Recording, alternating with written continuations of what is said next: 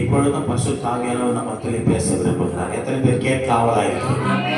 வசனம் சொல்லுகிறது, ஆவியானவர் சபைக்கு சொல்லுகிறதை பாஸ்டர் ராஜன் தாமஸ் சொல்ல, ஆவியானவர் சொல்றாரு. இன்க்ளூட் மீ ஆல்சோ, எனக்கும் சேர்த்து தான், என்னையும் சேர்த்து ஆவியானவர் சொல்றாரு. அப்போ இன்றைக்கு கர்த்தருடைய வார்த்தை கவனிங்க, எல்லாம் படிக்க பார்க்கலாம். திரும்பினால் வார்த்தை நல்லா இன்னொரு வாட்டி படிங்க, சொல்லுங்க சத்தமா. திரும்பினால் திருப்பிக் கொள்வாய். இதனுடைய விளக்கத்தை ஆவியானவர் இதுல இருந்து நமக்கு என்ன சத்தியத்தை கற்றுக் கொடுக்கிறார் பார்க்கலாம். எவைகளை விட்டு திரும்பினால், எதிலிருந்து திரும்பினால், எங்கிருந்து திரும்பினால், யாரிடம் திரும்பினால் நீ எதை திருப்பிக் கொள்ள முடியும்? எதை திருப்பிக் கொள்ளுவாய்? பார்ப்போம். முதலாவது, நீ காலையில் இந்த நேற்று மெசேஜ் நான் உட்கார்ந்து தியானம் பண்றேன். ஆண்டு சமூகத்துல அப்படியே தியானிக்கும் பொழுது ஆண்டவர் நிறைய காரியங்கள் பேசுறாரு. காலையில வந்து சர்ச்சில் உட்கார்றேன், எல்லாருமே நம்ம ஃபர்ஸ்ட் உள்ள இருப்போம். அப்படியே மகன் ஆல்ரெடி உள்ள இருந்து ரெடி பண்ணிட்டே இருப்பான். நான் வந்து உட்கார்ந்த உடனே அப்படியே நோட்டெல்லாம் திறந்து ட்ரைவில் எடுத்து வச்சுட்டு எல்லாத்தையும் ரெடி பண்றேன். அப்படியே பண்ணுறோம், திடீர்னு ஒரு வசனம் வெளிப்படுது. வார்த்தை வந்து பார்த்த உடனே இந்த காலையில இதை கொடுக்குறாரு ஆண்டவர். அப்ப இந்த மெசேஜுக்கு ஏற்ற ஒரு வார்த்தையா ஆண்டவர் இதை கொடுத்தார். ஒரு வசனத்தை சொல்ல சொன்னாரு. அதை சொல்லி இந்த திரும்புகிற காரியத்தை நாம் தியானிக்கலாம். லேவியராகமம் 26ஆம் அதிகாரம் 13வது வாக்கியம். வேகமா எடுத்துக்கொள்ளுங்கள். உங்கள் கரங்களில் வேதம் இருக்கிறவர்கள் வேதத்தை வைத்து படியுங்கள், அல்லது டேப் வச்சிருக்கோங்க, செல்போன் வச்சிருக்கோங்க, ஆப்ல பார்த்து நீங்க படிக்கலாம். உங்கள் கையில பயன்படுத்துங்கள் வேதத்தை எப்படியாவது. லேவியராகமம் 26:13 கவனிங்க. நீங்கள் எகிப்தியருக்கு அடிமையாயிராதபடிக்கு நான் அவர்கள் தேசத்திலிருந்து உங்களை புறப்பட பண்ணி உங்கள் நுகத்தடிகளை முறித்து உங்களை நிமிர்ந்து நடக்க பண்ணின உங்கள் தேவனாகிய கர்த்தர். அல்லேலூயா. ஆண்டவர் நம்மளை பார்த்து என்ன சொல்றாரு தெரியுமா? இன்னைக்கு அன்னைக்கு இஸ்ரவேல் ஜனங்களுக்கு கொடுத்த வார்த்தை தான் அது இன்றைக்கும் ஜீவிக்கிற தேவன் நமக்கு கொடுக்கிற வார்த்தையை ஏற்றுக்கணும் சொல்றாரு. நான் சொல்றபடி பாரு, உங்கள் நுகத்தடிகளை முறித்து உங்களை நிமிர்ந்து நடக்க பண்ணுவா. அவ்வளவுதான். ஆமென். உங்களை எப்படி நடக்க பண்ணுவா? நிமிர்ந்து நடக்க பண்ணணும்னு சொல்ற. நுகத்தடிகள், உன் மேல இருக்கிற பாரம், உனக்கு இருக்கிற போராட்டம், உபத்திரவம், கவலை, பிரச்சனைகள், பலவிதமான பாடுகள், நெருக்கடிகள், வியாதி, பலவீனம், வறுமை, பலவிதமான பிரச்சனைகள், பல மனிதர்கள், இது எல்லாமே ஒரு நுகத்தடிக்கு அடையாளமாய் ஒரு பாரமாய் உன் மேல இருக்கிறது. இந்த பாரத்தை நுகத்தடி என்று சொன்னால் உன் மேல இருக்கிற ஒரு பாரம், இதையெல்லாம் ஆண்டவர் அகற்றி முறித்து, நல்ல கொடிங்க, முறித்து. நுகத்தடிகள் என்ன பண்ணுவாரா? முறித்து. அது இருக்கிற இடம் தெரியாம, ஊரு தெரியாம போகும்படி, நீ அதை திரும்ப உணராதபடி, திரும்ப நீ சுமக்காதபடி என் தேவனாகிய கர்த்தர் சொல்லுகிறார், இதோ உன் நுகத்தடிகளை முறித்து உன்னை நிமிர்ந்து நடக்க பண்ணுவேன் என்று கர்த்தர் உரைக்கிறார். எத்தனை பேர் நிமிர்ந்து நடக்க ஆசைப்படுறீங்க? இன்னைக்கு நிமிர்ந்து நிற்கிறதற்கு காரணம் என் தேவனிடத்தில் நான் திரும்பினதினாலே, என் ஆண்டவரிடத்துல என் பொல்லாத வழிகளை விட்டு திரும்பினதினாலே, என் பாவ வாழ்க்கை விட்டு திரும்பினதினாலே, என் தேவனிடத்துல இந்த உலகத்தை விட்டு நான் திரும்பினதினாலே, என் மாம்சத்தை மேற்கொண்டு அவரிடத்துல திரும்பினபடினாலே, இதோ என்னை என் தேவன் நிமிர்ந்து நிற்க பண்ணியிருக்கிறார். என் தலையை நிமிரச் செய்திருக்கிறார். நோட் பண்ணி, திரும்பினால் திருப்பிக் கொள்ளுவாய். எவைகளிலிருந்து திரும்ப வேண்டும்? 1 ராஜாக்களிலே அன்பு தேவ மனிதர் ஒருவர் ராஜா சாலமோன் எழுதியிருக்கிறார். அவர் சொல்லி வேண்டுகிறார். 1 ராஜாக்கள் 8ஆம் அதிகாரம் 35ஆம் வசனம் வேதமாக. எவைகளிலிருந்து திரும்பணும்? வாசிகள், அவர்கள் உமக்கு விரோதமாய் பாவம் செய்ததினால் வானம் அடைப்பட்டு மழை பெய்யாதிருக்கும் பொழுது அவர்கள் இந்த ஸ்தலத்திற்கு நேராக விண்ணப்பம் செய்து உம்முடைய நாமத்தை அறிக்கை பண்ணி தங்களை தேவரை கேசப்படுத்துகி தங்கள் பாவங்களை விட்டு திரும்பினால், எதை விட்டு திரும்ப வேண்டும்? பாவங்களை விட்டு. ஒவ்வொரு கிறிஸ்தவனும் தேவனுடைய பிள்ளை. ஆண்டவருடைய நாமத்தை மகிமைப்படுத்தி கொண்டிருக்கிறோம். கர்த்தருடைய வார்த்தை கேட்டுக் கொண்டிருக்கிறோம். எல்லாரும் உள்ளே இறங்க, வெளியே போகாதீங்க தயவு செய்து. என் அன்பு சகோதர சகோதரிகளை போடு கேட்டுக்கொள்கிறேன். பாருங்கள், ஃபோன்லாம் காலையில் 8 மணிக்கே சுவிட்ச் ஆஃப் ஆகிடும். யாரும் தப்பாக நினைக்காதீங்க, ஒரு நன்மைக்கு தான் சொல்கிறேன். நீங்கள் நான் ஆசீர்வதிக்கப்படுறேன். நாங்கள் எல்லாத்தையும் ஆஃப் பண்ணிடுவோம், சைலண்டில் போட்டு கர்த்தர் சமூகத்தில் வந்திருக்கு ஒரு பயபக்தியோட. இதோ உன் பாவங்களை விட்டு திரும்பினார். இன்னைக்கு நிறைய பேர், நிறைய கிறிஸ்தவர்கள், தேவனுடைய பிள்ளைகள், நான் வெளியே இருக்கிற ஜனங்களுக்கு கிறிஸ்துவின் அன்பை நான் போதிக்கிறேன், சுவிசேஷத்தை நான் அவர்களுக்கு அறிவிக்கிறேன், ஆண்டவருடைய நாமத்தை நான் கூறுறேன், கைப்பதிகளை கொடுத்து அவர்களுக்கு இயேசுவின் நாமத்தை அறிவிக்கிறேன். ஆனால் அவர்கள் கர்த்தரை இன்னும் அறியல, சத்தியத்தை அறியாதவர்கள்.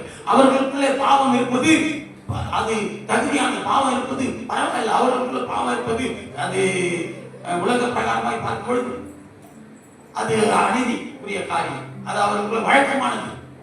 உலக மனுஷனுக்குள்ளே பாவம் இருப்பது வழக்கம். ஆனால் கர்த்தருடைய பிள்ளைகள், கிறிஸ்தவர்களுக்காக நான் பரிதபிக்கிறேன். இந்த காலையில் கூட உங்களுக்கு ஆராதனை வேலையில் ஒரு வசனத்தை எடுத்துக் கொடுத்தேன். நீதிமொழிகள் 27:23. நாடுகளின் மேல் நீ நினைவாய் இருக்கிறாய், நாடுகளின் நிலைமையை நன்றாய் அறிந்து கொள். உன் நாடுகளின் நிலைமையை நன்றாய் அறிந்து கொள். எத்தனை ஊழியக்காரங்க இன்றைக்கு, எத்தனை தேவனுடைய மனுஷன் ஊழியம் செய்கிற சபை போதகர்கள், பாஸ்டர், எவாஞ்சலிஸ்ட், பெரிய பெரிய பிஷப்னு சொல்லிக் கொள்கிறவர்கள், தங்கள் பேருக்கு முன்னாடி பெரிய பெரிய பட்டங்களை ரெவரண்ட், பிஷப், டாக்டர் போட்டுக் கொள்கிறவர்களை பார்த்து நான் கேட்கிறேன்.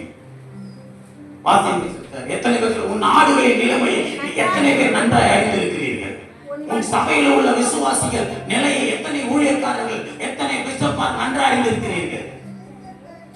நான் பிஷப், அதனால காஸ்ட்லி கார்ல போவேன். காஸ்ட்லி கார்ல போற நீ உன் சபையில இருக்கிற கடைமட்ட ஒரு விசுவாசியை நீ என்றைக்காவது நோக்கி பார்த்திருக்கிறாயா? அவனுடைய நிலைமை மிகவும் வறுமைக்குள்ளும் கஷ்டத்துக்குள்ளும் இருக்கிறதே, என்றைக்காக நீ விசாரித்திருக்கிறாயா? சபைக்கு வருகிறாரே, எங்கோ ஒரு மூலையில உட்கார்ந்திருக்கிற ஒரு விசுவாசியை நீ கவனிக்கிறாயா? உன் ஆடுகளின் நிலைமை அறிந்திருக்கிறாயா? எத்தனை ஊழியக்காரர்கள் அப்படி இருக்கிறார்கள்? நான் சொல்லுகிறேன், இன்றைக்கு மனம் திரும்பின பாவியாக கர்த்தராகிய இயேசு கிறிஸ்துவாக இன்றைக்கு அழைக்கப்பட்டு தெரிந்து கொள்ளப்பட்ட ஒரு ஊழியக்காரன் இருக்கிற நான் சொல்லுகிறேன், என் நாடுகளின் நிலைமை நான் அறிந்திருப்பதினாலே இதோ அவர்களுக்குள்ள இருக்கிற தேவனுடைய ஆசீர்வாதத்துக்கு தடையா இருக்கிற, தேவனிடத்தில் நெருங்கக்கூடாதவரை தடையா இருக்கிற அவர்கள் பாவங்களை நான் அவர்களுக்கு உணர்த்துகிறேன். உங்கள் பாவங்களை விட்டு நீங்கள் திரும்பினார், இதோ மந்தை மேல் நான் கவனமாயிருக்கிறேன். இவர்கள் கைவிடப்பட்டு போகக்கூடாது, இவர்கள் கர்த்தருடைய வருகையிலே காணப்படாமல் போகக்கூடாது. ஆகவே உங்கள் மேல் கவனமாயிருக்கிற ஒரு ஊழியக்காரன் என்று சொல்கிறேன், உங்கள் பாவங்களை விட்டு திரும்பினார். வசனம் சொல்லுகிறது 1 ராஜாக்கள் 8:35 வசனம். கர்த்தர் உங்களிடம் இன்னைக்கு நமக்கு ஆசீர்வாதம் வராததற்கு காரணம், அந்த வசனத்தை மீண்டுமாய் பாருங்கள். அவர்கள் உமக்கு விரோதமாய் பாவம் செய்ததினால், எதனால? அந்த வசனத்தை பாருங்க. அவர்கள் உமக்கு விரோதமாய் பாவம் செய்ததினால். நல்ல கவனிங்க. வானம் அடைக்கப்பட்டு மழை பெய்யாது. என்ன அர்த்தம் தெரியுமா? விதை விதைக்கிறவன் என்ன பண்ணுவான்? பயிர் வைக்கிறவங்க வானத்தை பார்ப்பாங்க, மழை வருமா? விதை விதைச்சிட்டேன், மழை வருமா எதிர்பார்க்கிறான் விவசாயி. எதிர்பார்க்கு. உன் வாழ்க்கையில் ஆசீர்வாதம் வேணும்னு நினைக்கிறல்ல, கர்த்தர் உனக்கு வானத்தின் பலகைகளை திறந்து ஆசீர்வதிக்கிற தெய்வம் பைபிள்ல படிக்கிறல்ல. பைபிள் வசனம் நமக்கு நன்றாய் கற்றுக் கொடுக்கிறது. அவர் வானத்தின் பலகைகளை திறந்து ஆசீர்வதிக்கிற தெய்வம். இன்றைக்கு ஒரு நாள் குறைவுபட்டவனாய் இருந்தேன், இன்றைக்கு நிறைவுள்ளவனாய் நின்று சொல்லுகிறேன் சத்தியத்தை. என்னை ஆசீர்வதிக்கிற தெய்வத்தை நான் உணர்ந்து சொல்லுகிறேன். நம்முடைய பாவத்தினாலே வானம் அடைப்பட்டு கிடக்கிறது, வானத்தின் பலகணிகள் அடைக்கப்பட்டிருக்கிறது. உங்களுடைய பாவத்தை நீங்கள் கர்த்தருக்கு விரோதமாய் பாவம் செய்ததினால் வானம் அடைப்பட்டு மழை பெய்யாது இருக்கும் போது எவ்வளவு அழகா கற்றுக் கொடுக்கிறார் பாருங்க. ஆசீர்வாதம் வரலையா? ஆசீர்வாதம் இல்லையா? ஏன்? எதனால? ஆண்டவரே என்னை அர்ப்பணிக்கிறப்பா, ஒப்பு கொடுக்கிறையா. நம்முடைய பாவங்களே ஆசீர்வாதத்துக்கு தடையா நிற்குது. இயேசு நம்மளை ஆசீர்வதிக்காததான் இல்லை, அவர் ஆசீர்வதிக்கிற தெய்வம். பைபிள் சொல்லுது என்னாகும் 24:1, இதோ இஸ்ரவேலை ஆசீர்வதிப்பதே எனக்கு பிரியம் என்று சொல்லுகிறார். ஆசீர்வதிக்கிற பிரியப்படுகிற தெய்வம் நம்மளை ஆசீர்வதிக்காமல் இருப்பாரா? ஆசீர்வதிக்கிறாரு. அப்படியே வானத்தின் பலகணிகளை, வானத்தின் வாசல் திறக்கிறாராம். இன்னும் பைபிள் வசனங்கள் நிறைய நேரங்கள் என்னுடைய காரியங்களுக்குள்ள நான் கடந்து வந்து கொடுத்த வர்த்தனத்தை நான் சொல்ல விரும்புகிறேன். ஆவியானவர் அதே காரியம் கொடுப்பார். இதோ நம்முடைய பாவங்கள் நிமித்தமாய் இன்றைக்கு வானம் அடைக்கப்பட்டு மழை பெய்யாது இருந்தது, ஆசீர்வாதம் தடைப்பட்டு நிற்குது. அப்ப நம்ம என்ன செய்யணுமா? அவர் தளத்திற்கு நேராக விண்ணப்பம் செய்து, அவருடைய சமூகத்தில் வந்து நம்மை அர்ப்பணித்து விண்ணப்பம் செய்து நம்முடைய பாவங்களை விட்டு திரும்ப வேண்டும். அப்படி திரும்பினால் நமக்கு அடைக்கப்பட்டிருக்கிற ஆசீர்வாதத்தின் வாசல் திறக்கப்படும். வானம் திறக்கப்பட்டு பரலோகத்திலிருந்து ஆசீர்வாதம் வரும். 128ஆம் சங்கீதத்தின்படி நீ நல்ல கணவராய் இருப்பாய், உன் மனைவி நல்ல மனைவியாய், வீட்டோடு கனிதரும் மனைவி ஒரு திராட்சை செடியை போல இருக்கும், உன் பிள்ளைகள் ஒளிவமான கன்றுகளைப் போல உன் பந்தியை சுற்றி வருவார்கள், சுற்றி இருப்பார்கள். ஆசீர்வாதம் இதுதான். ஐயோ என் பிள்ளைங்க இருக்கிறானே, என் பிள்ளைங்க அப்படி ஆயிடுச்சே, ஏன் பலபர பிள்ளைங்க அப்படி ஆகிறது கத்தோடைய சித்தம் இல்லை. உன் பிள்ளைகள் உன் பந்தியை சுற்றின ஒலிவ மர கண்டுகள், ஒலிவ மர கண்டுகள் தெரியுமா? இப்பவும் சொல்லுவேன். இன்னைக்கு நல்ல ஒரு சங்கீதத்தை நம்ம வாசிக்க கேட்டோம். 141. அந்த 141வது சங்கீதத்துல 9வது வசனம் நினைக்கிறேன். நீதிமான் என்னை தயவாய் குற்றினான், அது என் தலைக்கு எண்ணெய் போல் இருக்கும் என்று சொல்லி. எத்தனாவது வசனம்? 5வது வசனத்துல சொல்றாரு. நீதிமான் என்னை தயவாய் குற்றி என்னை கடிந்து கொள்ள. கொள்ள நான் உங்களை வேகமா போட்டல, தயவா இது குற்றது. அந்த தலை உங்களை தட்டி உங்களுக்கு ஒரு ஒரு லைட்டா செல்லாமா அப்படி செய்யாத. இயேசு அப்படிதான். தேவன் நமக்கு கொடுக்கிற, நம்மை கடிந்து கொள்கிற காரியம் அது எண்ணெய் போல நம்ம மேல மிருதுவாக இருக்கும். எண்ணெயை போல இருக்கும். நீ அது பாரமா இருக்காது. தேவனுடைய சிக்ஷையை அற்பமா எண்ணாதன்னு தான் பைபிள் வசனம் சொல்லி கொடுக்குது. நம்ம கர்த்தர் உன்னை சிக்ஷிக்கிறாரா? அற்பமா எண்ணாத. உன் கஷ்டத்துல வறுமையில நீ ஆண்டவர் முறுமுறுக்காத, தூசிக்காத. அவர் மேல விசுவாசமா இருந்து முறையிடு. ஆண்டவரே எனக்கு ஏன் இந்த பாடுகள்? ஆண்டவரே நீர் என்னை சிக்ஷிக்கிறீரா? சிக்ஷியும் ஐயா. உங்கள் சிக்ஷையில தான் நான் வளர்ந்து ஜெயிக்க முடியும். இதோ தங்கள் பாவங்களை விட்டு திரும்பினால் ஆசீர்வாதத்தின் அடைக்கப்பட்ட ஆசீர்வாத கதவுகள் எல்லாம் திறக்கப்பட்டுடும். 2 நாளாகும் 7ஆம் அதிகாரம் 14வது வசனத்தில் சொல்றாரு, பாவங்களை விட்டு திரும்புவது மட்டுமல்ல, பாவங்களில் பலவிதமான காரியங்கள் இருக்கிறது. பாவம் என்று சொன்னால் பொதுவாக சொல்லப்படுகிற வார்த்தை இதோ இங்கே தெளிவாய் நமக்கு சொல்லுகிறார். 2 நாளாகும் 7:14, என் நாமம் தரிக்கப்பட்ட என் ஜனங்கள் தங்கள் தாழ்த்தி ஜெபம் பண்ணி என் முகத்தை தேடி தங்கள் கொள்ளாத வழிகளை விட்டு திரும்பினார். 2வது காரியமாய் ஆண்டவர் சொல்றார். ஐயா கவனிக்கிறீங்களா? அன்பு சகோதர சகோதரிகளை நன்றாக கவனிக்க வேண்டும். கர்த்தருடைய வார்த்தை நமக்கு வருகிறது என்றால் நாம் பாக்கியவான்கள். எத்தனையோ பேருக்கு கிடைக்காத கர்த்தருடைய வசனம் இன்னைக்கு நமக்கு கிடைக்கிறது. நாம் கேட்டுக்கொண்டிருக்கிறோம். இது ஜீவனுள்ள வார்த்தை. உன் ஜீவனை நித்திய ஜீவனில் பங்கடைய செய்கிற வார்த்தை, உன் ஜீவனை அழிவுக்கு தப்பு வைக்கிற வார்த்தை. அதுதான் சங்கீதக்காரனாகிய தாவீது சொல்லுகிறார். 107ஆம் சங்கீதம் 20ஆம் வசனத்திலே அவர் தமது வசனத்தை அனுப்பி அவர்களை குணமாக்குகிறார், அவர்களை அழிவுக்கு தப்பு வைக்கிறார். இன்றைக்கு நான் இந்த ஹீலிங் டெக்ளரேஷனை, இந்த விசுவாச அறிக்கையை, சுகம் பெற்று கொள்வதற்கான விசுவாச அறிக்கையை நான் உங்கள் மத்தியில் வாசிக்க வேண்டும் என்று அன்பு சகோதரிக்கு நான் கட்டளையிட்டிருந்தேன். ஆனால் நேரம் நமக்கு சரியா இல்லாததுனால அதை வாசிக்க முடியவில்லை. ஆனால் உங்கள் கையில கொடுத்திருக்கிறேன். நீங்கள் ஒவ்வொருவரும் வீட்டில் போய் தயவாய் கேட்டுக்கொள்கிறேன், அதை உட்கார்ந்து படியுங்கள். நான் பாரத்தோடு அதை செய்கிற அந்த காரியத்தை செய்திருக்கிறேன். அதை எழுதி பிரிட்டெடுத்திருக்கிறேன். அதை பாரத்தோடு இந்த மனிதர் எனக்கு அனுப்பி இருக்கிறார். இதோ அந்த இடத்துல கூட பாருங்க, அவருக்காக அவர் இதை அவர் அனுப்பினார். இதை நாம எழுதி படித்திருக்கலாம். இதை நான் எழுதி, இது எனக்கு அனுப்பப்பட்டது அவர் தான். அதனால தான் கீழே அவர் பேராக மென்ஷன் பண்ணியிருக்கிறேன். அவருடைய பேர் அங்கு மென்ஷன் பண்ணி நான் எடுக்கணும். என் பேரை போட்டுக்கிறேன், எனக்கு தெரியாதா? என் பேர் போட்டு நான் செயல்படலாம். உரிமை யாருக்கோ அவர்களுக்கு தான் போய் சேரும். அல்லேலூயா. இது என்னுடையது அல்ல, அவர் மூலமாய் கர்த்தர் எனக்கு தந்துருன்னு ஹீலிங் டெக்ளரேஷன், அந்த குணமாக்கும் உறுதிமொழி. அதை நான் எடுக்கிறது மட்டுமல்ல, இன்னைக்கு நான் ஒப்பு கொடுத்தேன். இங்க இருக்கிற ஒவ்வொரு தாய்மார்கள் எல்லாருக்கும் சொல்றேன், இந்த குணமாக்கும் உறுதிமொழியை, இந்த சுகமளிக்கும் உறுதிமொழியை நாம எடுப்போம். இதை விசுவாச அறிக்கை பண்ணுவோம். மருந்து மாத்திரைகள் இருந்தெல்லாம் கர்த்தர் நம்மளை விடுதலையாக்க வல்லவராக இருக்கிறார். நம் சரீர பலவீனங்கள் அவர் வருகை மட்டும் நம்மை ஆரோக்கியமாய் திடமாய் நடத்த வல்லவராக இருக்கிறார். அல்லேலூயா. தேவனுக்காக நிற்கும் பொழுது தேவனுடைய சபையிலும் சரி, ஊழியத்திலும் சரி, தேவனுடைய காரியத்துல என் பலவீனத்தை நான் ஒரு பொருட்டாய் எண்ணதே கிடையாது. எல்லாருக்கும் சரீர பலவீனம் இருக்கும். ஆண்டவரை ஆராதிக்கிற விஷயத்துல, ஜபிக்கிற விஷயத்துல, சபைக்கு போகிற விஷயத்துல, ஊழியம் செய்கிற காரியத்துல எதிலுமே உன் பலவீனத்தை நீ அங்கே மேன்மை பாராட்டக்கூடாது. உன் பலவீனத்தை குறையா எண்ணக்கூடாது. என்னால இது முடியாது, என்னால இப்படி செய்ய முடியாது. கட்சியில ரொம்ப நேரம் உட்கார முடியாது. ஒரு சகோதரி அழைப்பாங்க, சொல்றாங்க, எங்க நான் சர்ச்செல்லாம் உட்கார முடியாது, குழந்தை ரொம்ப குழந்தை இருக்கு என்கிட்ட.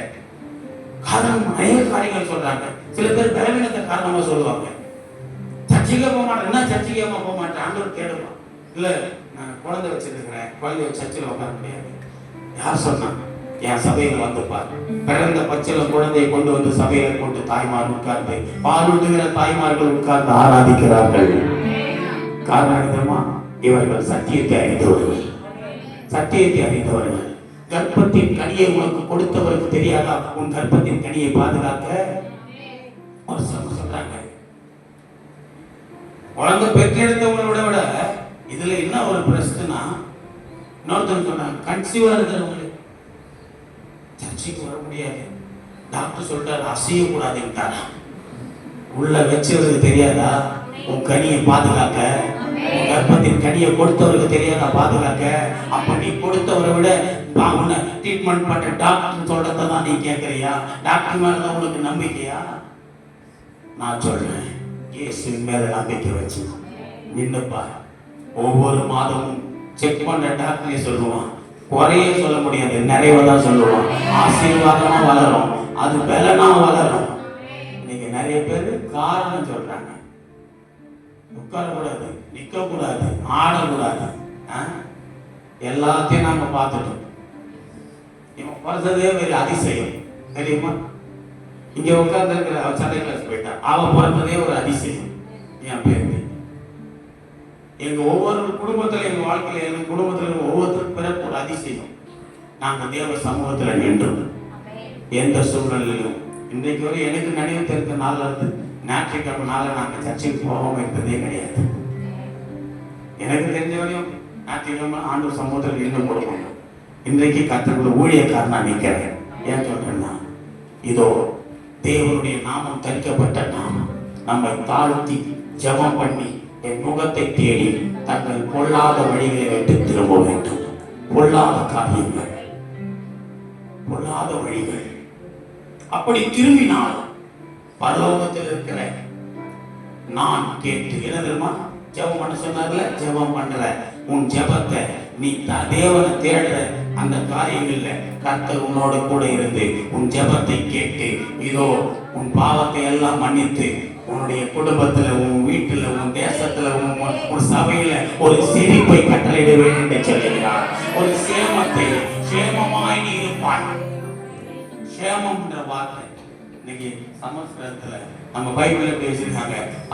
அவள் சொல்லுவான், என்ன போய் சேமா இருக்கியா, சேமமா இருக்கியா, சௌக்கியமா இருக்கியா, சில சேமமா இருக்கையா. அந்த சேமன செழிப்புன்னு அர்த்தம். என்னது? செழிப்பா இருக்கிற. இன்னைக்கு நீங்க எத்தனை பேர் ஆண்டவருக்குள்ள செழிப்பா இருக்கிறாங்களோ சொல்ல முடியும். நான் சொல்லுவேன், என் ஆண்டவர் என்னை செழிப்பாய் வைத்திருக்கிறார். எதனால தெரியுமா? என் பொல்லாத வழிகளை விட்டு நான் திரும்பினதினாலே, தேவனுக்கு பிரியமில்லாத காரியங்களிலிருந்து நான் திரும்பினதினாலே. இதோ இரண்டாவது சொல்கிறேன், பாவங்களை விட்டு திரும்பினால் உன் ஜெபம் கேட்கப்படும். உன் பொல்லாத வழிகளை விட்டு திரும்பினால் உன் வாழ்க்கையில நீ கேட்டதெல்லாம் தந்த செழிப்பு உனக்குள்ளே கடந்து வரும். மூன்றாவது அவர் சொல்லுகிறார், இதோ 2 நாளாகவும் 30ஆம் அதிகாரம் 9ஆம் வசனத்திலே கர்த்தரிடத்திலே திரும்புங்கள். பாவங்களை விட்டு பொல்லாத வழிகளை விட்டு எங்க திரும்பணும்? கர்த்தர்கிட்ட திரும்பணும். உன் பாவங்களை மன்னிக்கிற, உனக்குள்ள இருக்கிற பொல்லாத காரியங்கள் உன்னை விடுவிக்கிற கர்த்தரிடத்துல திரும்பி வரணும். கர்த்தரை திரும்பு. பைபிள்ல புதிய ஏற்பாட்டுல ஒரு சம்பவம் இருக்கு. 10 குஷ்டரோகிகள் இயேசுவிடத்தில் வருவார்கள். இயேசுவை பார்த்து சந்திப்பார்கள். ஆண்டவரே, நாங்கள் சொஸ்தமாக்க வேண்டும் என்று சொன்னார். சொன்ன உடனே இயேசு அவர்கள் வேண்டுதலை கேட்டு அவர்களுக்கு உத்தரவு சொன்னார். நீங்கள் புறப்பட்டு போய் உங்களை ஆசாரியர்களுக்கு காண்பீங்கள் என்று சொன்னார். சொன்ன உடனே புறப்பட்டு போறாங்க. நம்மளா தானே பண்ணிருக்கோம் தெரியுமா? இயேசு சொன்னதுக்கு அந்த வார்த்தையை வேற. குஷ்டரோகிலாம் ஆசாரியரை பார்க்க கூடாது. தீட்டு ஆசாரியருக்கு முன்னாடி போகக்கூடாது. போனா கொலை செய்யப்படுவாங்க. அவங்கள கொலை செய்யணும். அது சட்டம். மோசை நேரமான கவனிங்க. குஷ்டரோகிங்க யாருக்கு முன்னாடி போகக்கூடாது? ஆசாரியருக்கு முன்னாடி போகக்கூடாது. ஆனா இயேசு என்ன சொல்றாரு? மாத்துறாரு. அப்படியே கவனிங்க. நீங்கள் புறப்பட்டு போய் உங்களை ஆசாரியை காட்டுவீங்க.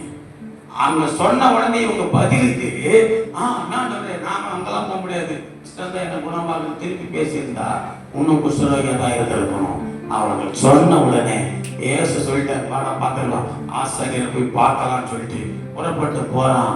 போற வழியிலேயே சொஸ்தமாயிட்டார்கள். இப்ப ஆசாரியர் முன்னாடி போனா கொலை செய்யப்படுவானா? அவன் குஷ்டரோகியா? இல்ல. இயேசுவின் வார்த்தைக்கு யார் ஒருவன் கீழ்ப்படிந்து விசுவாசித்து புறப்பட்டு போகிறானோ அவன் போகிற வழியிலே சுகமடைவான். அவர்கள் போகிற காரியம் வழியிலே அவர்களுக்கு அனுகூலமாகும். அப்படி அனுகூலமானதான் எசேக்கியா ராஜாவுடைய வாழ்க்கையில அவன் கர்த்தரை சார்ந்து தன் தேவனுடைய கட்டளைகள் எல்லாம் கை கொண்டு நடந்தபடியினால் அவன் போகிற இடமெல்லாம் அவனுக்கு அனுகூலமாயிற்று என்று வேதம் சொல்லுகிறது. இந்த எசேக்கியா ராஜா தான் நீங்க சொல்றாரு, தன் ஜனங்களை பார்த்து, யூத ஜனங்களை பார்த்து சொல்றாரு, நீங்கள் கர்த்தரிடத்தில் திரும்பி வாங்க, கர்த்தரிடத்தில் திரும்புங்க.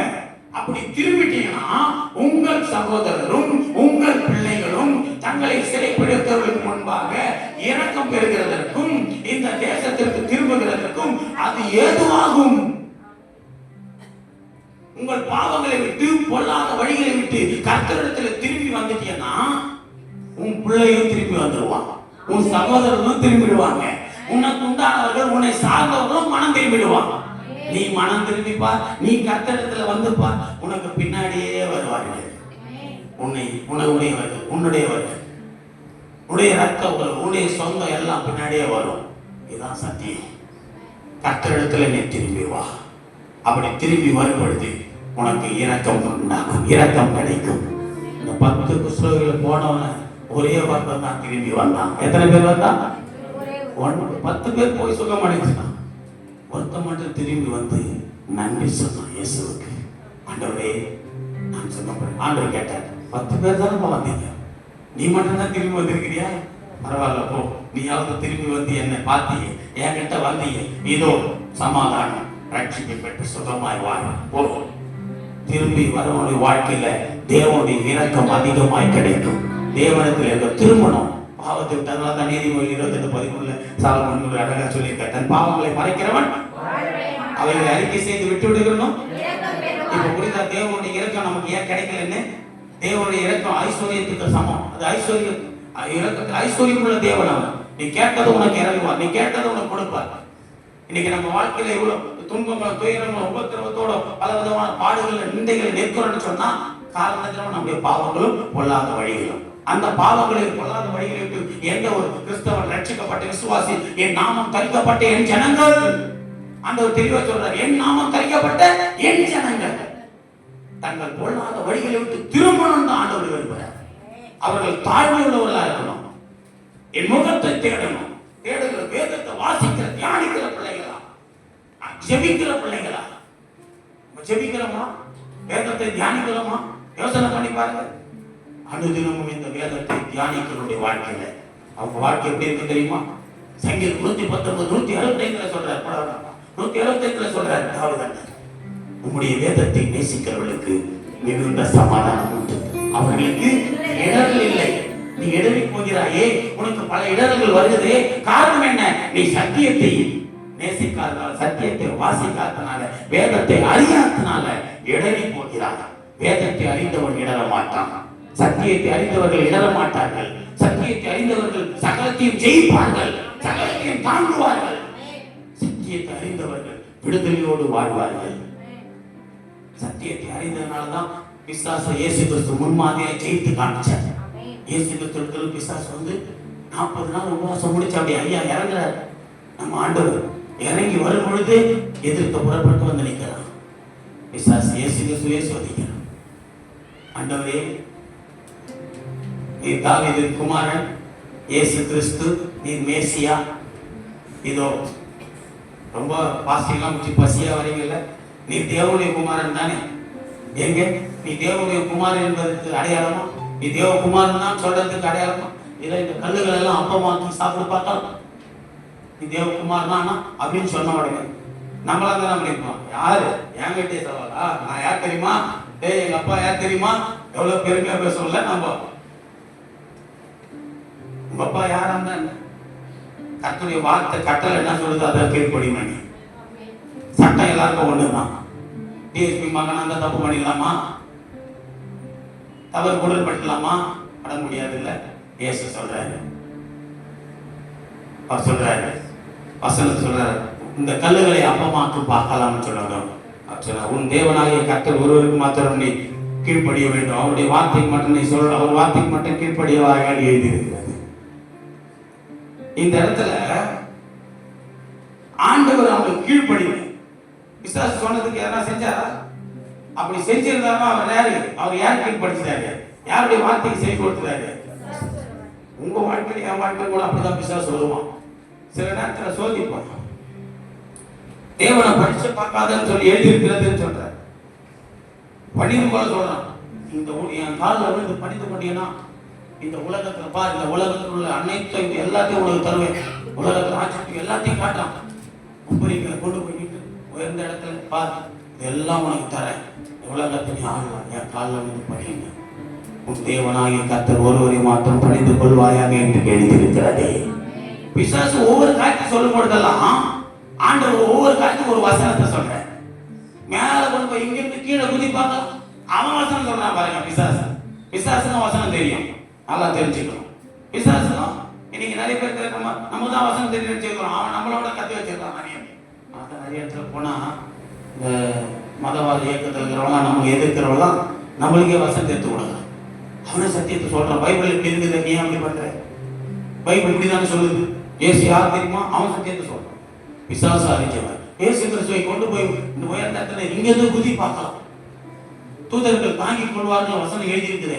பாதம் கல்லில் தூதர் தாங்கி அங்கேயே வசனத்தை சொல்றாரு ஆண்டவர். தேவனாய் பரிச்சை பாராட்டிப்பாயா. சத்தியம் தெரிந்ததுனால சாத்தானை ஜெயிச்சாரு, முன்மாதிரியா ஜெயிச்சாரு. இன்னைக்கு நான் சொல்றேன், இன்னைக்கு நிறைய கிறிஸ்தவருடைய வாழ்க்கையில, நிறைய பேர் வாழ்க்கையில சத்தியத்தை தெரியாதான், பைபிள் வசனம் அறியாதான் இன்னைக்கு அவன் சாத்தானை ஜெயிக்க முடியாம சத்திய வசனங்களுக்கு மாறா வாழ்ந்து கொண்டிருக்கிறான். நிறைய கிறிஸ்தவர்கள் பைபிள் படி, வேதத்தை வாசி, அந்த வசனங்களை நேசி, உன் வாழ்க்கை சமாதானமா இருக்கும்.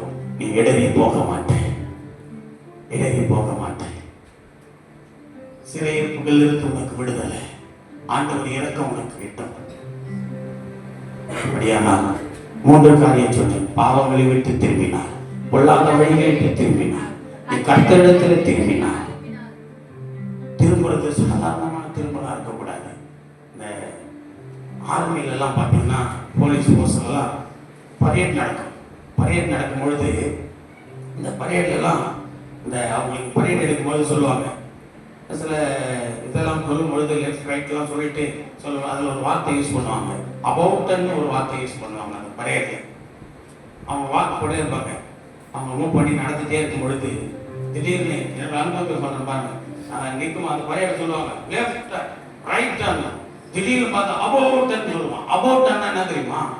எப்படி தெரியுமா நிற்கணும்? அபவுட்னா இப்போ ரைட் தான் டக்குன்னு திரும்பி நிற்கணும், லெஃப்ட்னா அது ஒரு செகண்ட். அபவுட்னா இப்ப நான் எப்படி நிக்கிறேனோ இதே பொசிஷன்ல அப்படியே ஒரு சுத்தி அப்படி ஒரு அதிகாரி அபவுட். அப்படி அபவுட் நீ ஆனாதான் அடிக்க முடியும். சரிட்டு நீ அங்க சும்மா நிறைய பேர் எப்படி திரும்பல தெரியுமா? மனம் திரும்புதல். இப்ப சொல்றாரு பாருங்க, யோபு அருமையா எழுதியிருக்காரு 22:23. நீ சர்வ வல்லவரிடத்தில் மனம் திரும்பினார். எப்படி? சர்வ வல்லவரிடத்தில் மனம் திரும்பினால் திரும்ப கட்டப்படுவே அக்கிரமத்தை உடைய கூடாரத்துக்கு தூரமாக்குவார். அல்லேலூயா. கையை தட்டி ஆண்டவரை மகிமைப்படுத்து. உன் கூடாரத்தை விட்டு அக்கிரமம் வெளியே போகுது, உன் வீட்டை விட்டு சாபம் வெளியே போகுது, உன்னை பிடித்திருக்கிற எல்லா விதமான துன்பங்கள் வெளியே போகிறது. நீ மனம் திரும்பினால், சர்வ வல்லவரிடத்திலே நீ மனம் திரும்பினால், உன் பொல்லாத வழியை விட்டு திரும்பினால், உன் பாவத்தை விட்டு திரும்பினால், இதோ உன்னுடைய நீ திரும்பவும் கட்டப்படுவாய். இடிக்கப்பட்ட நிலையில் இருக்கிறாயா? இடித்து போயிருக்கிறாயா? உன்னை ஆண்டவர் திரும்ப கட்டுவேன் என்று சொல்லுகிறார். நீ கட்டப்படுவாய், கட்டப்படுவாய். இடிந்து கிடக்கிற உன் வாழ்க்கை உன் மனம் திரும்பதினாலே கட்டப்படும். மனம் திரும்பதில்னா முழுசா திரும்பிடணும். ஆண்டுக்குள்ள முழுசா பட்டுணும். சில பேர் எப்படி திரும்பி இருக்காங்க, கொஞ்சம் இப்படி லைட்டா. ஆமா, இப்படியே பார்க்கலாம், இப்படியே பார்க்கலாம், இப்படியே பார்க்கலாம், இப்படியே பார்க்கலாம். எப்படி? உலகத்தையும் பார்ப்பேன், ஆண்டவரை பார்க்கிறேன், உலகத்தையும் பார்க்கிறேன், ஆண்டவரை பார்க்கிறேன், சபைக்கும் வரேன், உலகத்திலையும் போறேன். யோசனை பண்ணிப்பா. ஆண்டவர் உன்னை நேசிக்கிறதுனால சொல்றாரு. ஆடுகளை நிலைமை அறிந்திருக்கிறதுனால சொல்றாரு. உன் நிலைமை அவர் அறிகிறார். உன் மேல கவனமா இருக்கிறாரு. அந்த கவனத்தினால்தான் அவருடைய காருண்யத்தினால அன்பு, அந்த காருண்ய அன்பு என்ன தெரியுமா? உனக்காக ஜீவனையே கொடுத்த அன்பு. இன்னைக்கு உன்னுடைய உறவெல்லாம், நீ நேசிக்கிற உறவெல்லாம் உன்னை உதறி தள்ளிட்டு போயிடும். உன் நண்பெல்லாம் உன்னை பாதியில விட்டுட்டு போயிடும். ஆனால் உன்னோடு கூட உன் வாழ்நாள் முழுவதும் இருக்கக்கூடியவர் இயேசு மட்டும்தான். அவருக்குள்ள நீ முழுசா உன்னை கொடுத்தீங்கன்னா, முழுசா திரும்பினா, இதோ ஒரு வாழ்க்கையில நீ கட்டப்படுவாய், திரும்பவும் கட்டப்படுவாய். விசுவாசுக்கு இடம் கொடுத்துறாங்க. விசுவாசுக்கு இடம் கொடுத்து வாழ்ந்தீனா அவர் உனக்குள்ள வந்து உன் வாழ்க்கையை நாசமாக்குவான். உனக்குள்ள இருக்கிற பிசாசு உன் மனைவியை, உன் பிள்ளைகளை சீரழிப்பான். பல விதத்துல வந்துருவான். நிறைய குடும்பம் இன்னைக்கு அப்படிதான் கெட்டு போகுது, பிரிந்து போகுது, உடைந்து போகுது, கர்த்தருக்குள்ள பலப்படாம போகுது, ஆசீர்வாதம் இல்லாம போகுது. எனக்கு அன்பானவர்களே, கர்த்தரிடத்தில் திரும்புவாயாக, மனம் திரும்பி வருவாயாக, முழுமையாய் திரும்பி வருவாயாக, முழு மனதோடு ஆண்டவருக்கு உன்னை அர்ப்பணிப்பாயாக. நீ திரும்பினால் நான் திரும்ப உன்னை கட்டுவேன். இதோ உன் கூடாரத்துக்கு எல்லா அக்கிரமத்தையும் தூரமாக்குவேன்னு சொல்றாரு. எத்தனை பேர் விசுவாசிக்கிறீங்க? நிச்சயமாக என் வீட்டுக்குள்ள, எனக்குள்ள இருக்கிற எல்லா அக்கிரமும், அக்கிரமான காரியங்கள், எல்லா அக்கிரமத்தையும் என் ஆண்டவர் தூரமாக்குகிறார். நன்றி அப்பா. இந்த வார்த்தைகளை எசேக்கியா ராஜா சொன்னவுடன் எல்லா ஜனங்களும் கீழ்ப்படிந்து, அந்த 2 நாளாகவும் 30 அதிகாரத்தில் சொன்னேன். அந்த எசேக்கியா ராஜா சொல்ற, நீ கர்த்தரிடத்தில் திரும்பி வந்துருங்க, திரும்பி வாங்கன்னு சொன்ன உடனே எல்லாரும் திரும்பி வந்தாங்களா பாருங்க. திரும்பி வந்த உடனே கர்த்தர் அவங்களை ஆசீர்வதிக்கிறாரு, கர்த்தர் அவங்களை பெருக செய்யறாரு. அவங்க வாழ்க்கையில அவங்க தங்களை திரும்பி வந்து மனம் திரும்பி தங்களை பரிசுத்தம் பண்ணி கொள்றாங்க. நல்லா தெரிஞ்சுங்க. நீங்க சபை ஆண்டவருக்கு வந்தவங்களுக்கு அன்னைக்கு கூட இந்த காரியத்தை பேசியிருப்பார் ஆண்டவர். ஆகாஷ் ராஜா மோசமான ராஜாவா இருந்தான். ஆகாஷ் ரொம்ப மோசமானவனா வாழ்ந்தான். ஆனா அவருடைய பிள்ளையா இருந்த எசேக்கியா ராஜா கர்த்தருடைய பார்வைக்கு செம்மையானதை செய்து நடந்தபடியினாலே, செம்மையானதை செய்து தன் ஜனங்களை கர்த்தருக்குள்ள வழி நடத்தினதுனாலே எசேக்கியா ராஜாவும் ஆசீர்வாதமாய் வாழ்ந்தார். அவரை சார்ந்த ஜனங்களும் ஆசீர்வதிக்கப்பட்ட ஜனங்களாய். எப்படிப்பட்ட ஆசீர்வாதம் தெரியுமா? நல்லா தெரிஞ்சுங்க. இன்னைக்கு நம்ம யோசிக்கிறோமே, காணிக்கை கொடுக்க தசமபாகம் கூட கஷ்டப்படுறோமே, ஐயோ இப்படி இருக்கே, நம்மளுக்கு பல போராட்டங்கள், பல கடன்களை, பாடுகள் இருக்கிறோமே. ஆனா இந்த ஜனங்க எப்படி மாறினாங்கன்னா, அந்த 2 அதிகாரத்துல ஆசீர்வாதம் எப்படி வந்திருக்குது பாருங்களேன். 2 நாளாகவும் 31 அதிகாரம் 9, 10 வசனத்துல பாத்தீங்கன்னா, அந்த குவியல்களை குறித்து எசேக்கியா விசாரித்த போது சாதோக்கின் சந்ததியானாகிய அசாரியா என்னும் பிரதான ஆசாரியன் அவனை நோக்கி, இந்த காணிக்கையை கர்த்தருடைய ஆலயத்திற்கு கொண்டு வர தொடங்கினது முதல் நாங்கள் சாப்பிட்டு திருப்தி அடைந்தோம். இன்னும் மிச்சமும் இருக்கிறது. கர்த்தர் தம்முடைய ஜனத்தை ஆசீர்வதித்ததினால் இந்த திரட்சியான அம்பாரம் மீந்திருக்கிறது என்றான். மேல வசனம் பார்த்தீங்கன்னா, அவர்கள் கர்த்தருடைய ஆலய ஆலயத்திற்கு, கர்த்தருடைய ஆலயத்திலே தங்கள் தசம பாகங்களை எப்படி கொண்டு வந்து வைத்தார்களாம்? குவியல் குவியலாக வைத்தார்களாம்.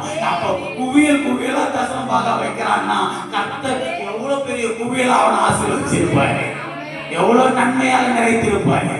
காரணம் என்ன தெரியுமா? மனம் திரும்பி கர்த்தரிடத்திலே வந்தார்கள், திரும்பி வந்தார்கள், தங்கள் பொல்லாத வழிகளை விட்டு திரும்பி வந்தார்கள், நரகலான விக்கிரகத்தை விட்டு திரும்பி வந்தார்கள், அந்த வழிபீடங்களை தகர்த்தெறிந்து வந்தார்கள், அந்த தோப்புகளை உடைத்தெறிந்து வந்தார்கள், கர்த்தரிடத்திலே திரும்பினார்கள். கர்த்தர் அவர்களை ஆசீர்வதித்தாராம். ஆசீர்வதித்ததினாலே இதோ அந்த 10வது வசனம் சொல்லுகிறது, அவர்களை குறித்து சாட்சியாக ஆசாரியர் சொல்லுகிறார், இதோ காணிக்கையை கர்த்தருடைய ஆலயத்தில் கொண்டு வர தொடங்கின முதல் நாங்கள் சாப்பிட்டு திருப்தி அடைந்தோம். நீ கர்த்தருக்கு கொடுக்கிற பிள்ளையா இருக்கிற நாளெல்லாம் உன் வாழ்க்கையில திருப்தி தான் இருந்திருக்கும். நீ கர்த்தருக்கு கொடுக்கிற அதை எப்படி கொடுப்ப? திருப்தி அடைந்து கொடுப்பாய். உன் வாழ்க்கையில திருப்தி அடைந்து கொண்டே இருப்பாய். இன்னும் மிச்சமும் இருக்கிறது. ஏன் தெரியுமா மிச்சம் இருக்குது? கர்த்தர் தம்முடைய ஜனத்தை ஆசீர்வதித்ததுனால. கர்த்தர் உன்னை ஆசீர்வதிக்கிறார் சொன்னா எப்படி இருக்கும்? மிச்சம் இருக்கும். 1ஆம் தேதி சம்பளம் வாங்கிட்டு 2ஆம் தேதி 3ஆம் தேதி சம்பளம் வாங்கிட்டு 15 தேதிக்கு மேல பெருமையா ஆன்மிக்கிற பாரு, அந்த வாழ்க்கை உனக்கு வராது. அங்க போயிட்டு சொல்ல மாட்டேன், இந்த மாசம் கடிச்சிங்க அதனால அப்புறம் பார்க்கலாம், 1ஆம் தேதிக்கு மேல பார்க்கலாம். அந்த வார்த்தையை உங்ககிட்ட ஆள விட மாட்டா. மிச்சம் மிச்சமா எடுத்துக்கொண்டே இருப்பாய். அதனாலதான் என் அன்பு பாடுகிறாரு, திருப்தியாக்கி நடத்திடுவா, தேவைகளை சந்திப்பா, மீதம் எடுக்க வைப்பா, பிறருக்கு கொடுக்க வைப்பா. எத்தனை பேர் உற்சாகமா உட்கார்ந்து இருக்கீங்க? அப்படி வார்த்தை எத்தனை பேர் வாஞ்சியா கேட்டு கொண்டு இருக்கிறீங்க? எத்தனை பேர் ஆர்வமா கேட்டு கொண்டு இருக்கிறீங்க? எப்போ முடியும்னு எத்தனை பேர் உட்கார்ந்து இருக்கிறீங்க? கவனி, கர்த்தருடைய வார்த்தை சொல்லுது, அவர் தம்முடைய ஜனங்களை ஆசீர்வதித்ததினால் இந்த திரட்சியான அம்பாரம். அம்பாரம் என்ன தெரியுமா? விவசாய நிலங்கள்லாம் அப்படியே அறுவடை பண்ணி நெல் என்ன பண்ணுவாங்க? குவியல் குவியல் அப்படியே கூச்சி வச்சு பாப்பாங்க. நெல் கடலை அந்த தானியங்கள் குவித்து வைக்கிறதுக்கு பேர் தான் அம்பாரம். தானியம் வைக்கிற இடத்துக்கு பேர் தான் அம்பாரம். அந்த அம்பாரம் போல இருந்துச்சு ஆசீர்வாதம். எப்படி இருந்துச்சு?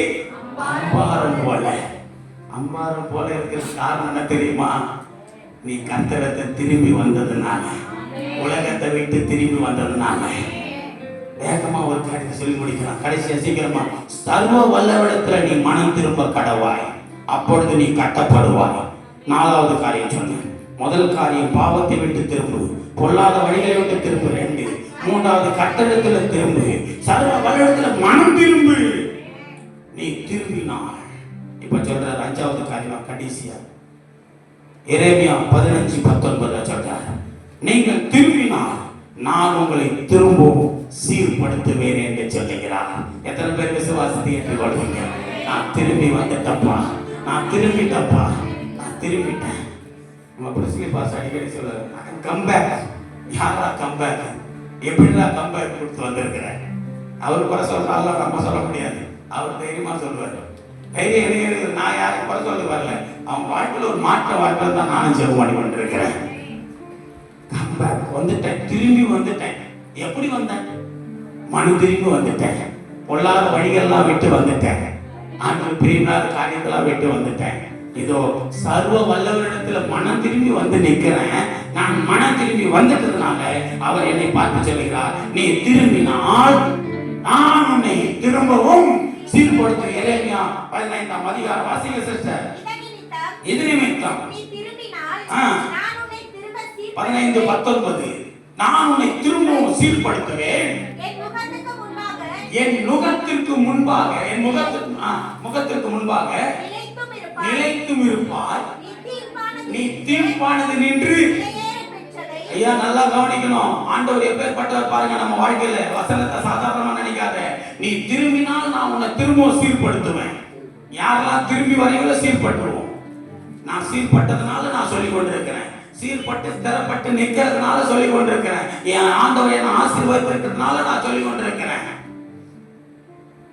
இன்னைக்கும் சொல்றேன், ஆத்துமா மேல பாரம் உள்ளவனா இருக்கிறதுனாலதான் ஆத்துமாக்களை சந்தித்து சத்தியத்தை சொல்லிக் கொண்டிருக்கிறேன். நான் ஆதாயத்தின் மேல ஆசை உள்ளவனா இருந்தா, ஆதாயம் பண்றவனா இருந்தா, எனக்கு ஏதோ ஒரு ஆதாயம் கிடைக்கும்ன்ற வாழ்க்கையை நடத்துறவனா இருந்தா ஆத்ம பாரம் உள்ளவனா நான் நிக்கணும்னு அவசியம் இல்லை. என்னை தூக்கி எடுத்த என் ஆண்டவர் அநேகரை தூக்கி எடுத்து என்னை போல ஆசீர்வதித்து நிறுத்தணும்னு சொல்லிதான் நான் விரும்புறேன். அதான் சொல்றாரு, நீ சீர்படுத்தினா ஆண்டவர் சீர்படுத்திட்டார்னா சீர்படுத்த பிற்பாடு நீ எப்படி ஆகும் பாருங்க. என் முகத்துக்கு முன்பாக சீர்பட்டவனாலதான் நிலைத்திருக்க முடியும். யாரெல்லாம் தங்கள் கொள்ளாத வழிகளை விட்டு மனம் திரும்பி ஆண்டவர்கிட்ட வந்து சீர்பட்டாங்களோ, சீர்படுத்தப்பட்டவன் அவருக்குள்ள எப்படி இருப்பான்? நிலைத்திருப்பான். சீர்படுத்தப்பட்டவன் யார் தெரியுமா? சத்திய வசனங்களை கேட்டு வசனத்தினால தங்கள் இருதயத்துல குத்தப்பட மனம் திரும்பினார்களாம். மனம் திரும்பினவர்கள் தான் சீர்பட்டவர்கள், சீர்படுத்தப்பட்டவர்கள். உங்களால் இன்னைக்கு மனம் திரும்ப முடியுமா? மனம் திரும்புவதற்கு நீங்கள் உங்களை அர்ப்பணிக்கிறீர்களா? உலகம் எனக்கு வேண்டாண்டவரே. பழைய பாட்டு நாங்கள் சின்ன வயசுல சண்டே கிளாஸ் கற்றுக்கிட்டாங்க. இந்த பாட்டை பாடும் பொழுது எனக்குள்ள இன்னைக்கு அதான் சொல்லணும், அது ஒரு தீர்மானம் பண்ண பாட்டு. இன்னைக்கு ஒரு டிக்ளரேஷன் கொடுத்தாரு, அது மாதிரி அது ஒரு உறுதிமொழியா தீர்மானிக்கிற ஒரு பாட்டு. அந்த பாட்டை இயேசுவின் பின்னே போக துணிந்தே, இயேசுவின் பின்னே போக துணிந்தே, பின்னோக்கே நான், பின்னோக்கே நான், பின்னோக்கே நான், பின்னோக்கே நான். இயேசுவின் பின்னாடி வர ஆரம்பிச்சு சீர்படுத்தினா பின்னாடி போக மாட்டேன். அதுல சொல்ற உலகம் என் பின்னே சிலுவை என் முன்னே, எல்லாம் சொல்லுங்கள, உலகம் என் பின்னே சிலுவை என் முன்னே, பின்னோக்கே நான், பின்னோக்கே. அப்படி அழகா ஐயா சொல்ற மாதிரி சில காட்டுல தமிழ்ல நமக்கு அந்த அளவுக்கு சுவாரஸ்யமா இல்லையா? ஆனா தமிழ்ல சொல்லியிருக்கு. தமிழ் நம்ம மொழி, தமிழ்ல இருந்தாலும் அது ஆங்கிலத்துல பழகுறப்ப இது ஆங்கிலத்துல எழுதும்போது பாருங்க எப்படி எழுதிருக்காங்க. I have decided, நான் தெரியுமா, இயேசுவின் முன்னே போக நான் முடிவு பண்ணிட்டேன். I have decided. ஒரு முறை முடிவு பண்ணிட்டா மாற்றம் கிடையாது. I have decided to follow Jesus. சொல்லுங்க, I have decided to follow Jesus.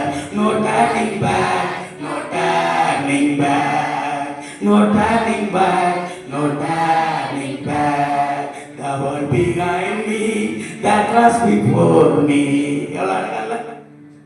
என் உலகம் எனக்கு பின்னாடி, அது தூக்கி எறியப்பட்ட ஒன்று, அது தூக்கி எறியப்பட்டது. திரும்ப அதை திரும்பி பார்த்தீங்கன்னா, திரும்பி பார்த்தவருடைய நிலைமை என்னாச்சு? உப்பு தூணாய் நின்றார் என்று நான் வேதத்துல பார்க்கிறோம். உலகத்தை திரும்பி பார்த்தீங்கன்னா, உலக காரியம் மேல நீ திரும்ப உன்னுடைய ஆசை போகும் சொன்னா நீ எப்படி போவாய் என்று நினைத்துக்கொள். நான் சொல்ல மாட்டேன். சிலுவையை முன்ன வைத்து ஓடு. சிலுவையை நோக்கி பார்த்தவர்கள் பிழைத்துக் கொள்ளுவார்கள். நீ பிழைத்துக் கொள்ளுவாய். நீ சீர்தூக்கி நிறுத்தப்படுவாய். யாரெல்லாம் மனம் திரும்பினார்களோ, உலகத்தை கிறிஸ்தவர்களாய் ஆண்டவருக்குள்ள மனம் திரும்பினார்கள், சத்திய வசனத்தை கேட்டு உணர்வடைந்து மனம் திரும்பி உலகத்தை தூக்கி போட்டுட்டு கிறிஸ்துவுக்குள்ள வாழ்கிறார்களோ, சிலுவையை நோக்கி பார்க்கிறார்களோ, அவர்கள் நிலைத்திருப்பார்கள். தீர்ப்பானது நின்று வெளியேறப்பட்டதை பிரித்தெடுத்தால் என் வாய் போல் இருப்பாய். கர்த்தருடைய வாய் போல நீ இந்த தீர்ப்பானதில் இந்த உலகத்தில் பிரித்தெடுக்கப்படு. இன்றைக்கு அதனாலதான் உங்களை ஆண்டவர் கொண்டு வந்து அழைத்து வந்திருக்கிறார். நீ அவர்களிடத்தில் திரும்பாமல் அவர்கள் உன்னிடத்தில் திரும்புவார்கள் என்று கர்த்தர் சொல்லுகிறார். யாரிடத்துல? நீ எந்த நண்பனை விட்டு வந்தியோ, கவனிக்கிறாயா? நீ எந்த உலகத்தின் காரியங்கள், உலக மனிதர்களால நீ பார்க்கப்பட்டு அவர்களை விட்டு தூரம் வந்து ஆண்டவர்கிட்ட வந்துட்டல்ல, அவங்க எல்லாம் உன்கிட்ட வரணும்னு ஆண்டவர் சொல்றாரு. மறுபடியும் நீ அவங்க கிட்ட திரும்பிடாத. விட்டு வந்தவர்களை திரும்ப போய் பார்க்காத. அவர்கள் எல்லாம் உன்னிடத்தில் வரும்படியாய் வாழ்ந்து காட்டு. கர்த்தர் உன்னோடு கூட இருக்கிறார். இதோ 5 காரியம் சொல்லி பாவங்களை விட்டு திரும்பினார். திருப்பிக் கொள்ளுவாய். எதெல்லாம் திருப்பிக் கொள்ளுவேன்? இறந்ததெல்லாம் திருப்பிக் கொள்ளுவேன். விட்டதை உனக்கு அடைப்பட்ட ஆசீர்வாதத்தெல்லாம் பெற்றுக் கொள்ளுவேன். இன்னும் ஆண்டவர் உனக்கு கொடுத்த வாக்குத்தத்தெல்லாம் பலிக்கும். வாக்குத்தத்தெல்லாம் சுகந்தரித்துக் கொள்ளுவேன். கர்த்தரிடத்தில் திரும்பி மனம் திரும்பி வா. திரும்பினால் சீர்படுத்தப்படுவாய். சீர்படுத்தப்பட்ட பிற்பாடு உங்கள் வாழ்க்கையில எல்லாம் மாறிடும். எல்லாம் பாவம் உன்னை விட்டு நீங்கிடும், அக்கிரமம் நீங்கிடும். நீ திரும்பவும் கட்டப்பட்டு நிற்பாய். ஆண்டவருக்குள்ள நீ கட்டப்பட்டு நிற்பாய். இன்றைக்கும் சொல்லுகிறேன், இத்தனை சத்தியத்தை நீங்கள் கேட்டு ஆண்டவருக்குள்ள இன்னும் பலப்படாவிட்டால் வேதம் சொல்லுகிறது, ஒரு எச்சரிப்போடு சொல்லி முடிக்கிறேன். நீதிமொழிகள் 28:9 சொல்லப்பட்டிருக்கிறது, வேதத்தை கேட்காதபடி, வேதத்தை கேளாதபடி தன் செவியை அடைத்துக் கொள்ளுடைய ஜெபம் கர்த்தருக்கு அருவருப்பானது என்று வேதம். நீ என்னதான் முட்டி போட்டு ஜெபம் பண்ணி நீ 3 மணி நேரம் இல்லை 3 நாள் ஜெபிச்சா கூட நீ வேத வசனத்திற்கு மாறாய் நடப்பாயானால், கர்த்தருடைய வார்த்தையை கேட்டு நீ மீறி நடப்பாயானால் உன் ஜெபத்தை கூட கர்த்தர் அருவருக்கிறார் என்று தான் வேதம் சொல்லுகிறது. வேதத்தை கேளாதபடி தன் செவியை அடைத்துக் கொள்ளுகிறவனுடைய ஜெபம் குறிச்சு வச்சுக்கோங்க. இருதய பலைகளை குறிச்சுக்கோ. எங்க சத்தியம் சொன்னாலும் கேளு, வசனத்தை கேட்டு பலப்படு. வாழ்க்கையில பெரிய விடுதலை கர்த்தர் கொடுப்பான். இன்றைக்கும் ஆடுகள் நிலைமை அறிந்தவனாய் இந்த மந்தையின் மேல் கவனம் உள்ளவனாய் சொல்லுகிறேன்.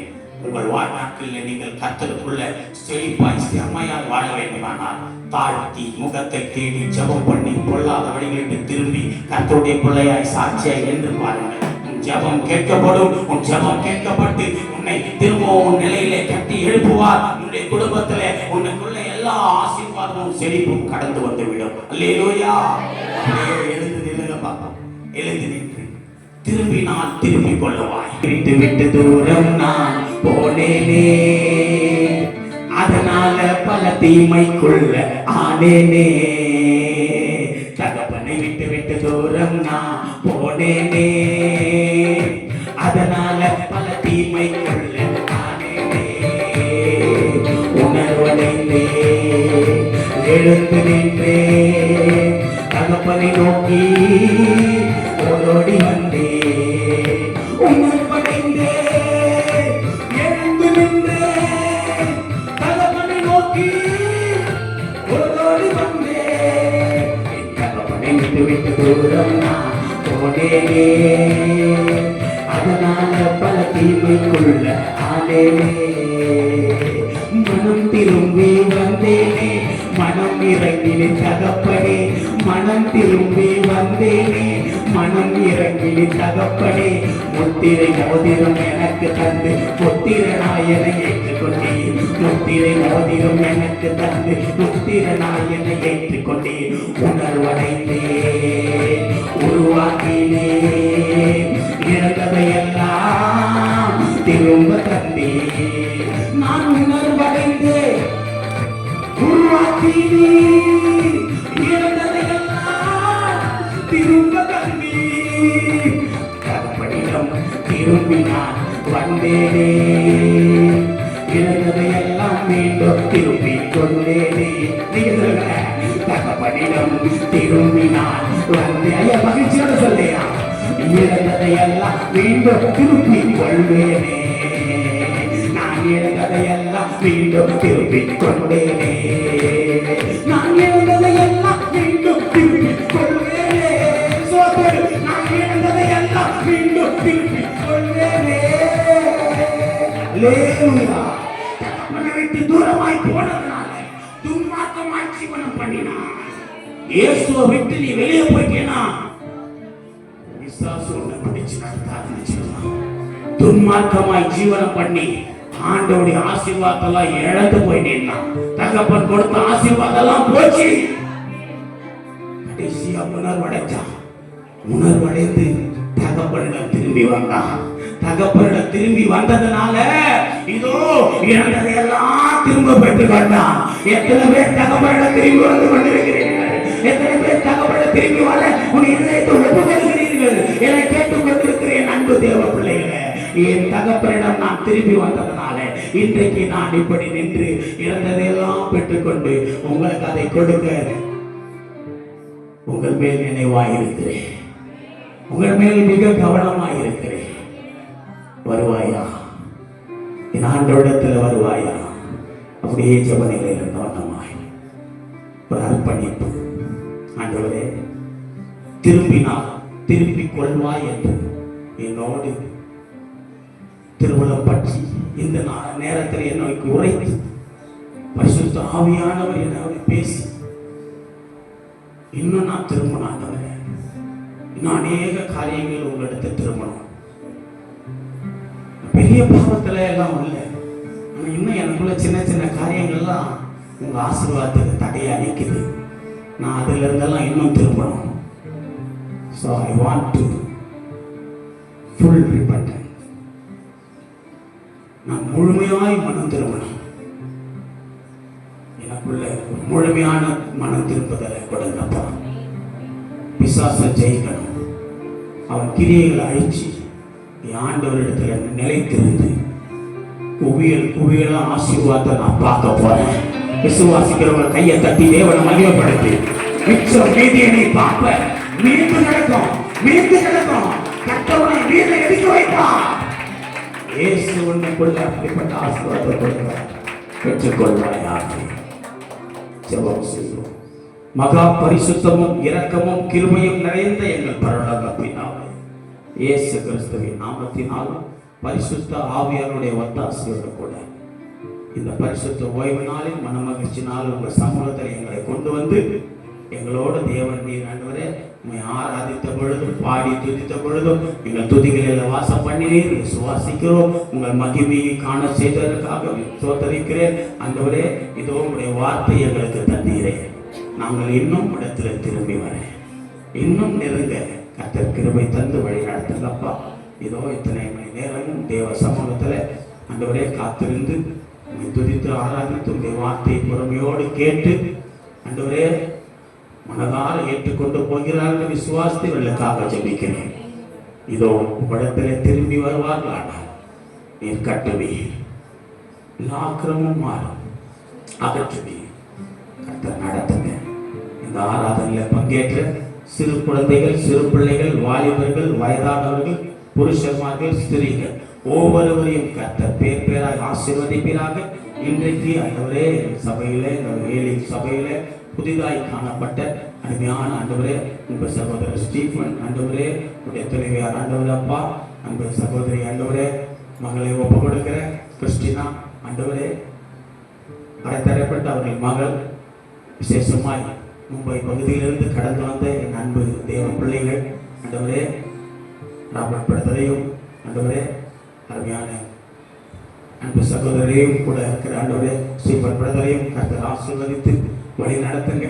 ஆண்டவரே, பிள்ளைகள் எல்லாம் அவர்கள் வாழ்க்கையில கர்த்தருக்காக செய்கிற எல்லா காரியத்திலும், அர்ப்பணிக்கிற எல்லா காரியத்திலும் கர்த்தர் ஆண்டவரே கட்டி எழுப்புவீராக. இங்க இருக்கிற விசுவாச பிள்ளைகளுக்காக ஜெபிக்கிறேன். ஆண்டவரே, இன்றைக்கு வந்து தந்தை சாட்சி பகிர்ந்து கொண்ட அருமை தந்தையாருக்காக ஜெபிக்கிறேன். அவரோடு கூட இத்தனை வயதிலும் உடைய நாமத்தை மகிமைப்படுத்துற, சாட்சி சொல்லி மகிமைப்படுத்துற அவரோடு கர்த்தர் இருந்து இன்னும் சுகபல ஜீவன் ஆரோக்கியத்தை கொடுத்து அதனுடைய பெருக செய்து அநேக இடங்களில் இந்த உயிருடைய சாட்சியை பகிர்ந்து கொள்ளத்தக்கதாய் இதோ விசுவாச அறிக்கையாகவும் குணமாக்குகிற அந்த உறுதிமொழியை எங்களுக்கு கொடுக்கப்பட்டிருக்கிறது. ஒரு மனமாய் கர்த்தர் இன்னும் அவரை எடுத்து பயன்படுத்துகிற பல இடங்களில் அவருடைய வாஞ்சியின்படி அநேக வட மாநில சகோதரர்களுக்கு சுவிசேஷம் பரவட்டும். இந்த இடத்துல விசுவாச மக்கள் திரும்பாதவர்கள் இன்னும் திரும்பட்டும். இந்த புதுவாழ்வு ஏலின் சபையிலே அநேகர் புதுப்பிக்கப்படட்டும். காத்துக்கொள்ளும், பலப்படுத்தும். எங்களுக்கு இந்த ஊழியத்தை தந்ததற்காக, இந்த சபையை தந்ததற்காக, இந்த ஆடுகளை தந்ததற்காக நன்றி. இந்த ஆடுகளை என் இருதயத்தில் ஆண்டவரே உண்மையின்படியுமே என் கைகளில் திரும்பியபடியும் நான் நடத்த என் தேவனுடைய ஆவியானவர் என்னை நடத்தி செல்வீராக. ஆண்டவரே, இதோ இந்த நிலைமை அறிந்து கவனமாயிருந்து நான் இந்த ஊழியத்தை செய்ய என்னை இன்னும் பலப்படுத்துங்க, என்னை உருவாக்குங்கப்பா. ஆண்டவரே, உங்கள் சித்தம் இல்லாமல் என் வாழ்க்கையில் இந்த ஊழியத்தில் ஒன்றும் நடக்கிறது இல்லை. அத்தனை சித்தத்தினுடையே நடத்தி செல்லுங்க. இன்று மாலை இருக்கிற ஆண்டவரே மதியத்துக்கு மேல் இருக்கிற கைப்பிரதி ஊழியம் ஆண்டவரே அந்த சுவிசேஷ ஊழியத்தை கர்த்தர் ஆசீர்வதித்தாங்க. வருகிற பிள்ளைகளை கர்த்தர் ஆசீர்வதிங்க. இது மூலமாய் அநேக ஆத்துமாக்கள் இந்த பகுதியில் ரட்சிக்கப்படட்டும். இந்த சபையில இன்னும் ஆண்டவரே கர்த்தரை அறியாத ஜனங்கள் வந்து இடத்துல கர்த்தருடைய நாமத்தை மகிமைப்படுத்துவார்களாக. எங்கள் சபை இன்னும் விரிவுபடுத்தி கட்ட தேவ சித்தம் எங்கேயோ எதை எப்படியோ அது நிறைவேறட்டும். சீக்கிரமாய் வாய்க்க பண்ணுங்க ராஜா. ஆசீர்வதியை பலப்படுத்தும். என்னையும் என் மனைவி பிள்ளைகள் குடும்பத்தையும் ஒப்பு கொடுக்கிறேன். இந்த ஊழியத்திலே நாங்கள் இன்னும் பிரதிபலிக்க, எழுப்பி பிரகாசிக்க வழி நடத்தி செல்கிறார்கள். கேட்டனை கேட்க மறந்து யாவையும் பொருட்படுத்திக் கொள்ளும். இயேசு கிறிஸ்துவின் நாமத்தில் ஜெபிக்கிறேன் ஜீவனுள்ள நல்ல பிதாவே, ஆமென். சேர்ந்து சொல்லுவோம். என் ஆத்துமாவே கர்த்தரை எப்பொழுதுமே அவர் ஆமென். ஆசீர்வாதம் கர்த்தராகிய இயேசு கிறிஸ்துவின் கிருபையும் பிதாவாகிய தேவனுடைய அன்பும் பரிசுத்த ஆவியாருடைய ஐக்கியம் இன்றும் என்றும் சதா காலங்களிலும் நம் அனைவரோடும் விசேஷமாய் நம்முடைய ஊழியத்தோடும் அவர் வரைக்கும் மட்டும் இருந்து காப்பாராக. ஆமென். அல்லேலூயா, அல்லேலூயா, அல்லேலூயா. அனைவருக்கும் ஸ்தோத்திரம்.